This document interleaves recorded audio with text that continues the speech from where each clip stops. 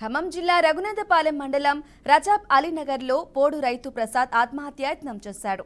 15 ఏళ్లుగా పోడు భూమి సాగు చేసుకుంటున్నా తనకు పట్టా రాకుండా కొందరు అడ్డుకుంటున్నారని మనస్తాపం చెందిన ప్రసాద్ పురుగుల మందు తాగి ఆత్మహత్యాయత్నం చేశాడు. పోలీసులకు, ఫారెస్ట్ అధికారులకు ఫిర్యాదు చేసినా పట్టించుకోలేదని ఆవేదన వ్యక్తం చేశాడు. అంతేకాకుండా ఓ కానిస్టేబుల్ తన కుమార్తె పేరుతో అక్రమంగా పట్టా తీసుకుని వేధిస్తున్నాడని ఆరోపించాడు. ఈ ఘటనపై కేసు నమోదు చేసుకున్న పోలీసులు దర్యాప్తు చేస్తున్నారు. తమకు న్యాయం చేయాలని రైతు భార్య కోరుతున్నారు. అక్రమంగా వీళ్ళు నెడుతున్నారని అడవి నెడుతున్నారని చెప్పేసి తప్పుడు కేసు బనాయించి కేసు ఫైల్ చేశారండి. వాళ్ళు మళ్ళీ ట్రాక్టర్ ఇప్పటిదాకా రాలేదండి. మా తరపున ఎవరన్నా పెద్ద మనుషుల్ని తీసుకెళ్ళిన వాళ్ళ మీద కేసు ఫైల్ చేస్తున్నారండి.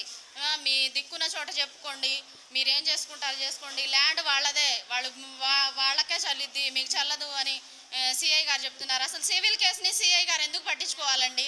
అదేమన్నా ఉంటే కోర్టులో తేల్చుకోవాలి, లేదంటే రేంజర్ మేడం గారు లేదంటే ఫారెస్ట్ బీట్ ఆఫీసర్ గారు వాళ్ళు వచ్చి పరిష్కరించుకోవాలి. కానీ సిఐ గారేమో మమ్మల్ని వేధిస్తున్నారండి. బొక్కల్లో వేస్తాను, పీడీ యాక్ట్ పెట్టి లైఫ్ లాంగ్ స్టేషన్లో జైల్లో ఉండేలా చేస్తాను, రౌడీ షీటర్ కింద కేసు నమోదు చేస్తానని చెప్తున్నారండి.